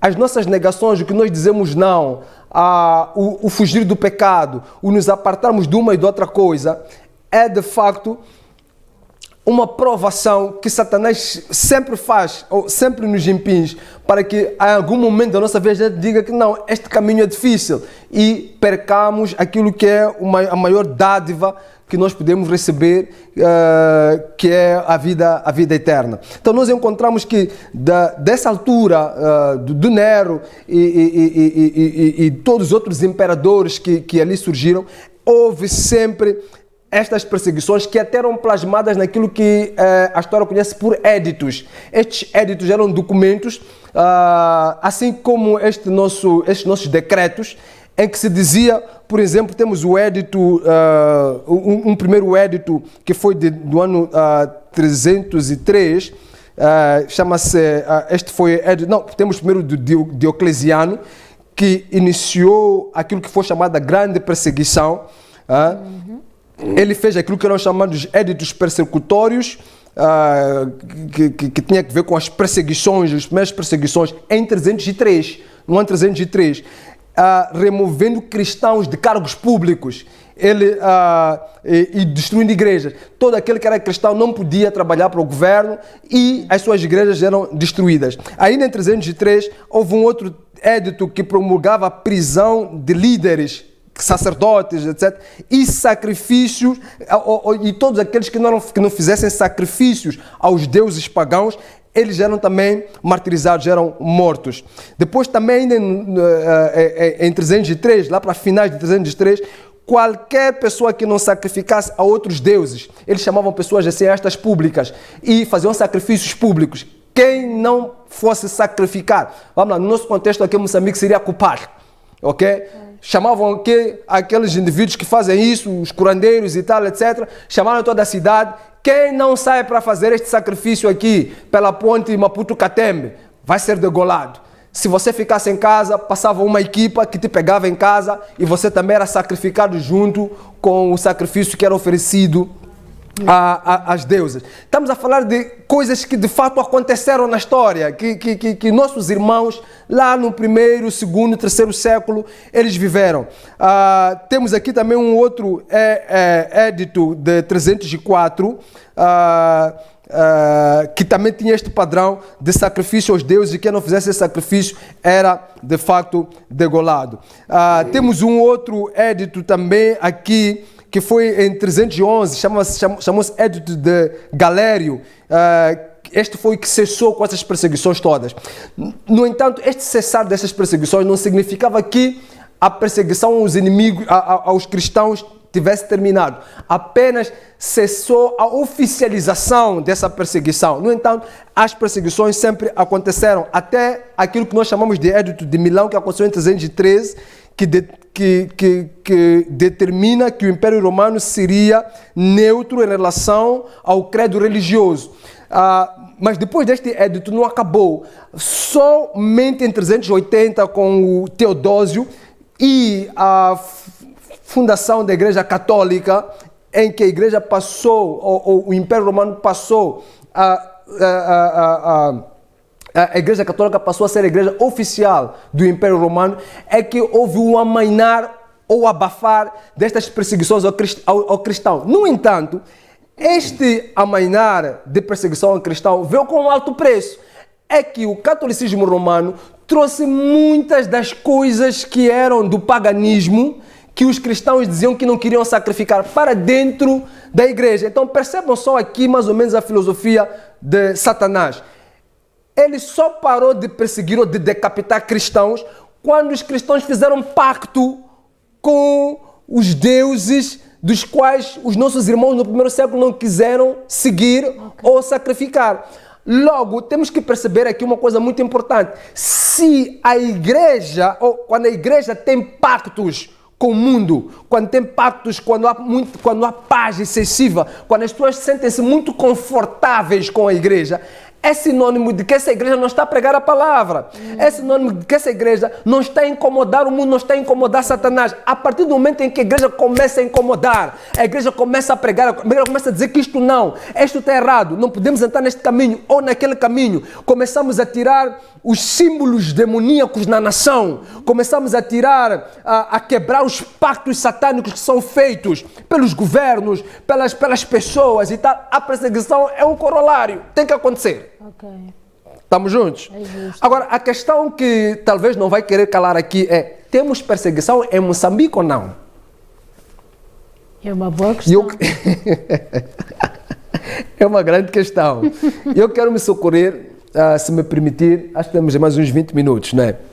Eu quero me socorrer, respondendo a esta questão, a um relatório que foi escrito há pouco tempo por uma organização não governamental, cristã, uma ONG, como dizem os brasileiros, chamada Open Doors. Okay. A Open Doors tem feito relatórios sobre perseguição a cristãos em todo o mundo. Ok? Eu tenho aqui algumas estatísticas que eu gostaria de compartilhar com o pessoal aí em casa. Antes mesmo de falar deste relatório, eu quero dar aqui um panorama do que é o cristianismo aqui em Moçambique. O relatório de liberdade religiosa internacional, esse relatório é feito pelos Estados Unidos, e o último que eu tive acesso é de 2018, ele diz que a demografia religiosa em Moçambique está constituída de 28% católicos, romanos, 18% muçulmanos sunis, 15% cristãos sionistas, né? São muitos ziones, que fazem 15%, né? Nunca os vês, mas são muitos. É verdade. 12% protestantes, aqui temos também, neste 12% estamos a falar de protestantes evangélicos. Estão aqui, os evangélicos destes 12%, eles prefazem mais ou menos 10%, que significa que dos protestantes, os evangélicos são a maioria. O grupo de protestantes evangélicos está a crescer. É algo muito positivo, é algo que devemos continuar a incentivar. E 7% estamos a falar de outros grupos, estamos a falar de Baha'is, judaísmo, hinduísmo e outros. 18% diz que não professa nada, né? Nota que neste grupo dos 18% que dizem que não professam nada, temos aí o ocultismo. Interessante aí, eu coloco o ocultismo, no ocultismo, os curandeiros. Se nós pegarmos estes 18% e dizer que todos dizem que não professam nada, são de fato este grupo, nós diríamos que provavelmente tem um potencial de serem a maioria. Até porque, do grupo dos católicos, dos 28%, dos que dizem-se católicos, muitos deles vão para a igreja e frequentam esses sítios. Até porque os próprios curandeiros também costumam dizer que vão à igreja católica. Então, de per si, se um curandeiro diz eu sou curandeiro, mas eu vou à igreja católica, a igreja que eu frequento é a minha igreja, você já começa a entender a frigidez daquele lugar e a maneira como eles se sentem confortáveis ali. Ok? E temos outro problema com o catolicismo, que muitos deles dizem que são, mas não são praticantes. São pessoas que foram batizadas quando crianças, bebezinhas e tal, porque minha mãe é dali e tal. Então, eu só vou à igreja dia 24 de dezembro para confessar os meus pecados. Exatamente. Então, eles prefazem... Ok. Então, este é o panorama estatístico da igreja. No mundo, 340 milhões de cristãos são perseguidos, já de acordo a Open Doors. Em 2020, veja só, em 2020, 4.761 destas foram mortas. Significa 13 pessoas, em 2020, 13 pessoas por dia foram mortas por perseguição. Ok? 1 em 8 entra para a lista de extrema perseguição. Eles têm ali os vários degraus de perseguição, são moderada, média e extrema, ok? Então, na lista dos países que fazem parte de extrema perseguição, são 50 países. E nesta lista, um cristão em 8, ok? Está ou sofre de extrema perseguição. 4.277 foram presas sem processo. Neste número que falei, 340 milhões, né? 4.277 pessoas são presas sem processo ou sem seguir nenhum trâmite legal. 11 pessoas por dia são presas. Estamos a falar essas são as do mundo. São presas sem que haja nenhum processo. A pessoa apanhou uma aqui na televisão, estou ali fora, saí, está um cara ali, vai, cadeia, não é? Ok. 1.710 foram sequestradas. Significa 4 cristãos por dia são sequestrados no mundo, ok? E 4.488 igrejas foram fechadas. Estamos a falar de isto em 2020, mas se olharmos para a estatística de 2019, o número era o dobro. Foram 9.488 igrejas, quase 10 mil igrejas em 2019 foram fechadas, ok? Em 2021, por causa da Covid-19, os números pioraram. Todos os dias, 12 cristãos são injustamente detidos ou presos por dia. E 5 são sequestrados. E já entrando para a época do Covid-19.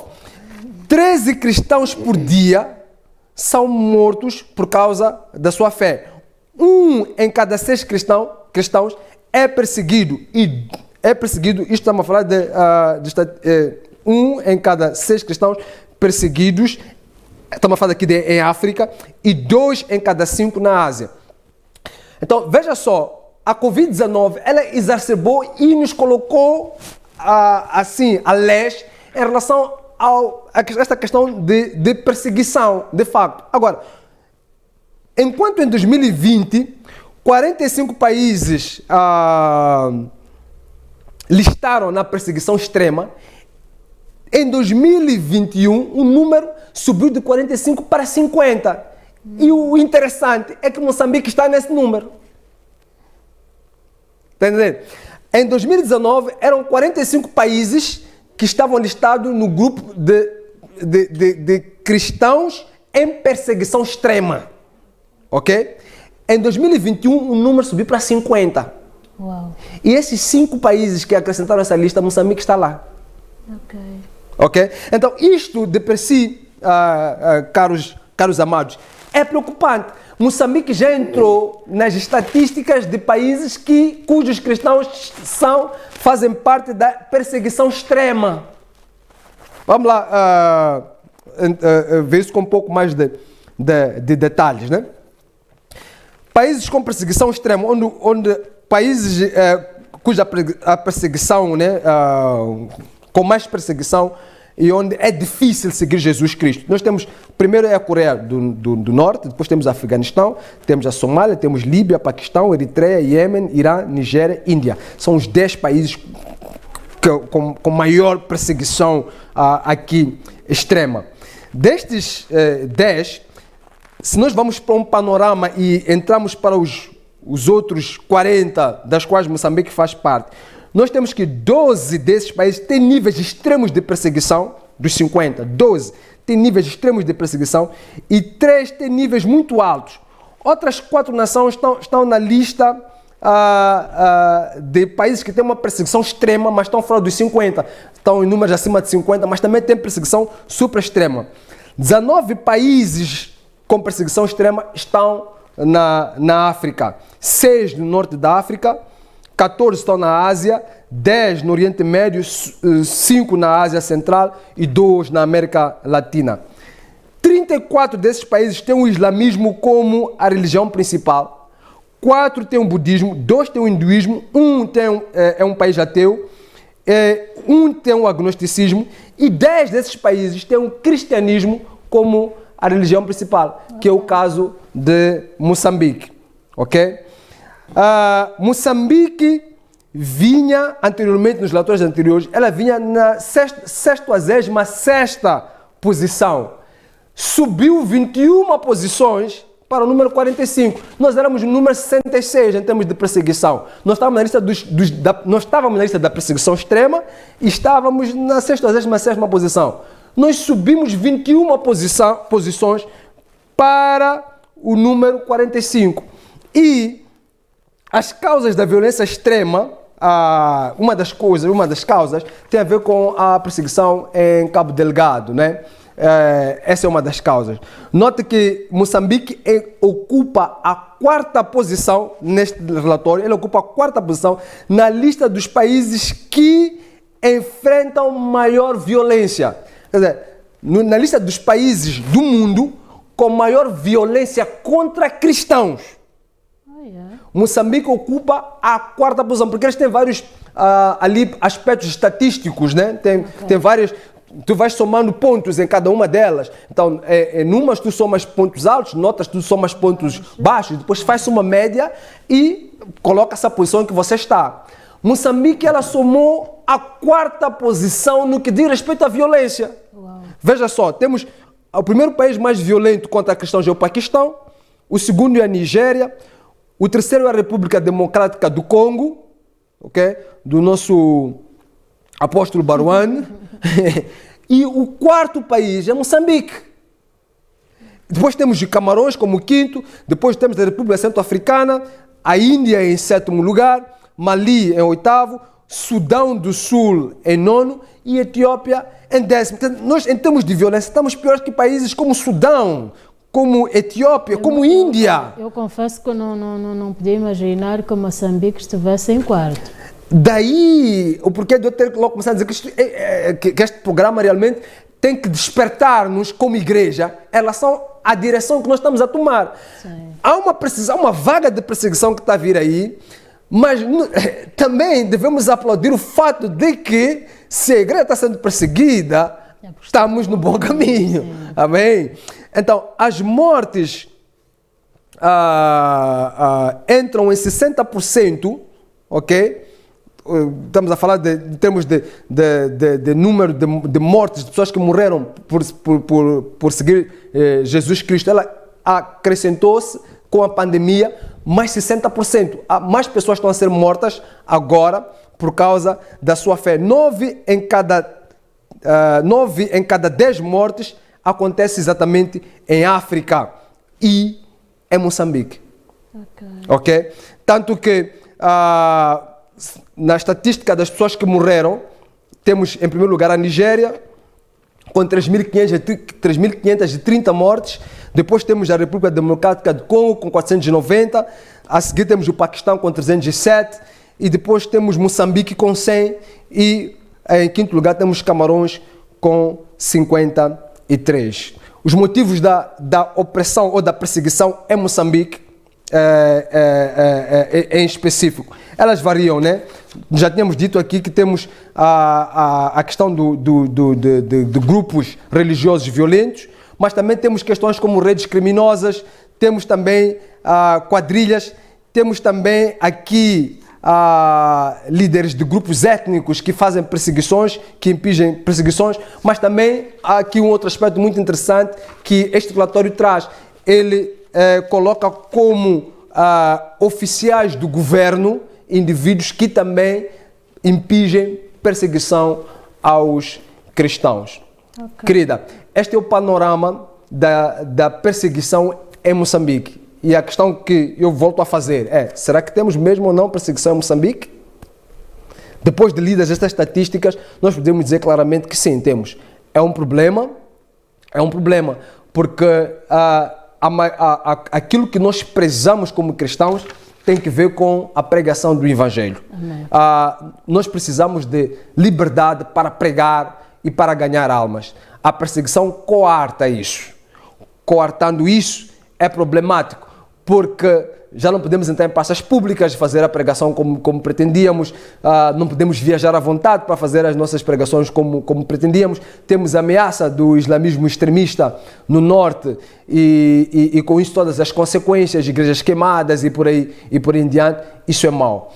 Por outro lado, quando começamos a entrar para estas estatísticas, há um alerta que é levantado sobre Moçambique e o governo tem que se preocupar com isso, porque a imagem do país em todo que está em jogo, quando as pessoas começam a perceber que cristãos são perseguidos, isto influencia no turismo naquele país, influencia no investimento nesse mesmo país, influencia também nas importações e exportações, influencia na economia como tal. Então há uma série de consequências, há uma série de alarmes que começam a soar lá fora em relação a isto.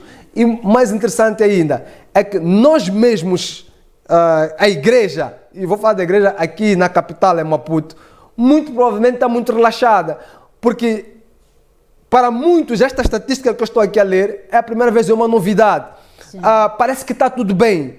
Parece que não está acontecendo nada, mas de facto nós estamos a passar por momentos muito difíceis, muito críticos, e a igreja, eu estava a conversar isto com o pastor Shauk antes de vir para aqui, e nós estamos a conversar que há uma necessidade de facto da igreja interceder, orar.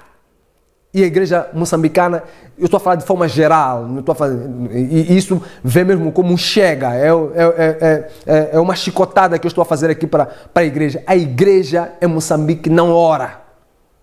Ok? A igreja em Moçambique não intercede, não dobra o joelho, não temos movimentos de oração fervorosa, ok? Era suposto, por exemplo, sabendo que um determinado pastor vai para a televisão para falar, para fazer que a igreja que está por detrás deste homem de Deus estivesse em oração e em jejum, porque ele, ao falar, ele não está ali apenas a pelejar contra carne e sangue, né? Somos uma igreja que quer estar na televisão, quer ganhar debates, mas não estamos a ganhar almas. Ok? Se a gente olhar, por causa desse programa que você fez, por causa dessa tua ida à televisão, por causa dessa sua aparição, quantas almas foram convertidas? Quantas pessoas saíram do mundo para seguir Jesus? É ínfimo o número de pessoas convertidas.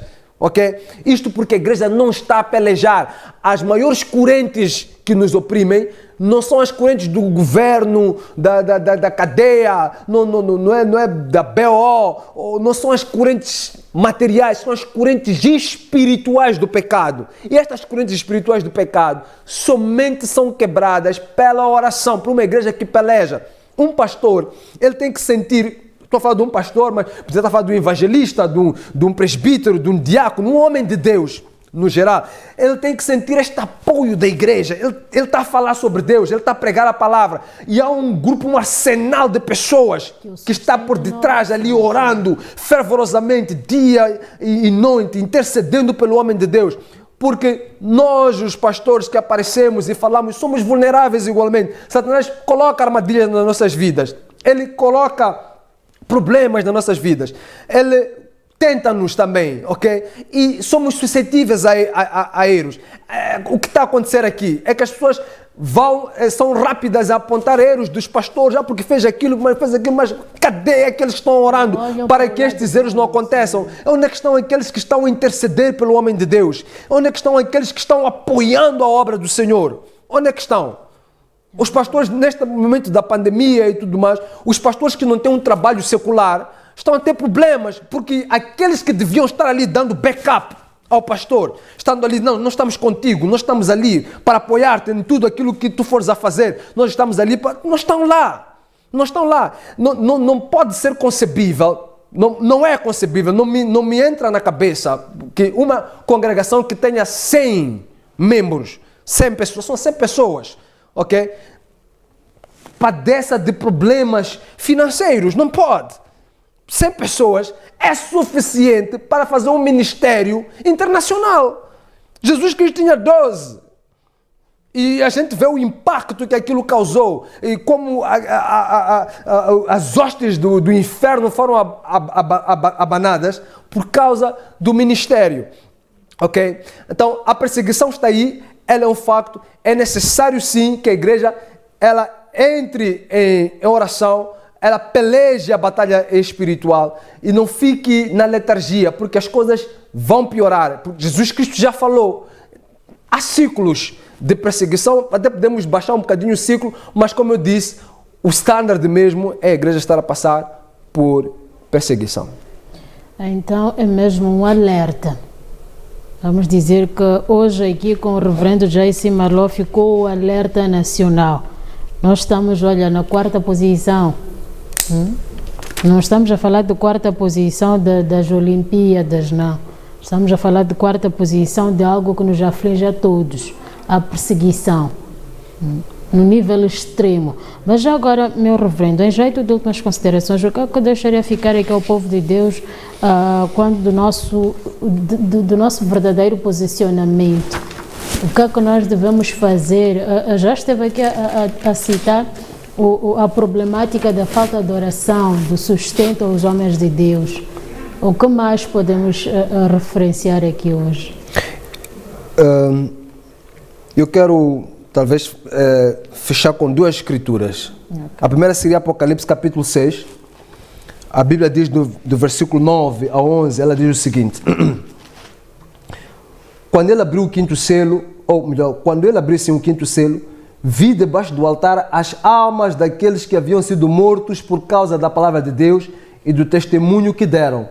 Eles clamavam em alta voz: até quando, ó soberano, santo e verdadeiro, esperarás para julgar os habitantes da terra e vingar o nosso sangue?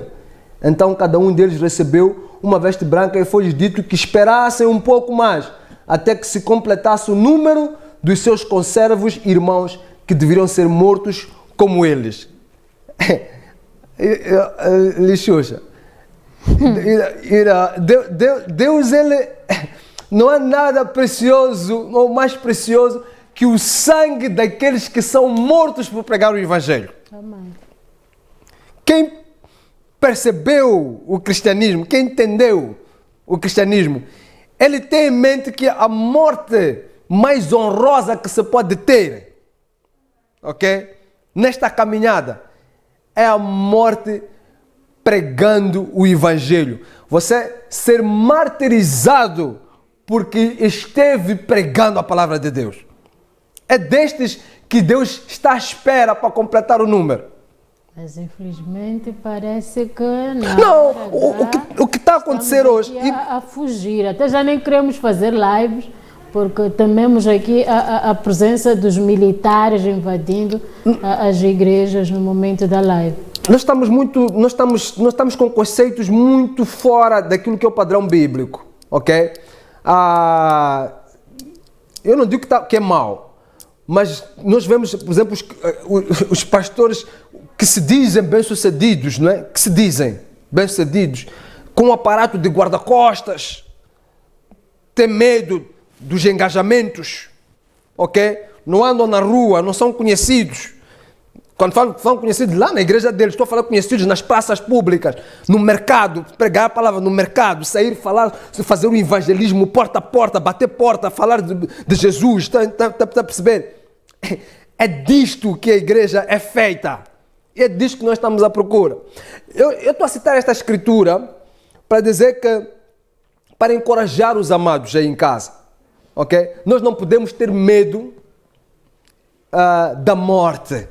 E uma morte pela pregação do Evangelho. Muito pelo contrário, nós devemos, a nossa ansiedade tem que estar nisso. Amém. Nós temos que buscar isso. Olha, não digo que... Só para terminar mesmo, Romanos, capítulo 8. Olha, a nossa produção vai aqui mandar uma conta para o reverendo J.C. Eu vou aceitar essa conta com esta última escritura. Romanos capítulo 8, a Bíblia diz assim no versículo 33, porque eu disse que eram 2 escrituras, não vou deixar uma só. Diz assim, 33. Quem fará alguma acusação contra os escolhidos de Deus? É Deus quem os justifica. Quem os condenará? Foi Cristo Jesus que morreu e mais que ressuscitou e está à direita de Deus e também intercede por nós. Quem nos separará do amor de Cristo? Será tribulação, angústia, perseguição, fome, nudez, perigo, espada. Como está escrito, por amor de ti enfrentamos a morte todos os dias. Somos considerados ovelhas nadas ao matadouro. Mas em todas estas coisas somos mais que vencedores por meio daquele que nos amou. Pois estou convencido de que nem morte, nem vida, nem anjos, nem demônio, nem presente, nem futuro, nem quaisquer poderes, nem altura, nem profundidade, nem qualquer outra coisa na criação será capaz de nos separar do amor de Deus que está em Cristo Jesus, nosso Senhor. Amém. Amém. Eu quase que fico surda aqui, já vou até mesmo retirar o ponto, porque a minha produção está a matar-me aos poucos, mas quem nos separará do amor do Cristo? É desta forma que nós fechamos aqui, encerramos o Vidas em Cristo de hoje, a sua escola de teologia, com a presença do nosso reverendo J.C. Maló.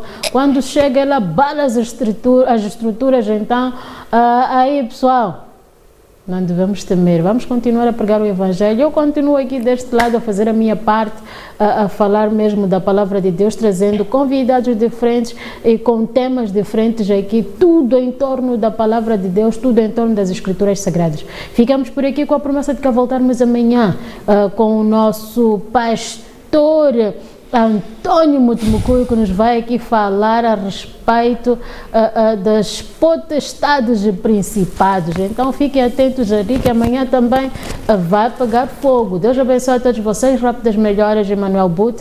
Até amanhã.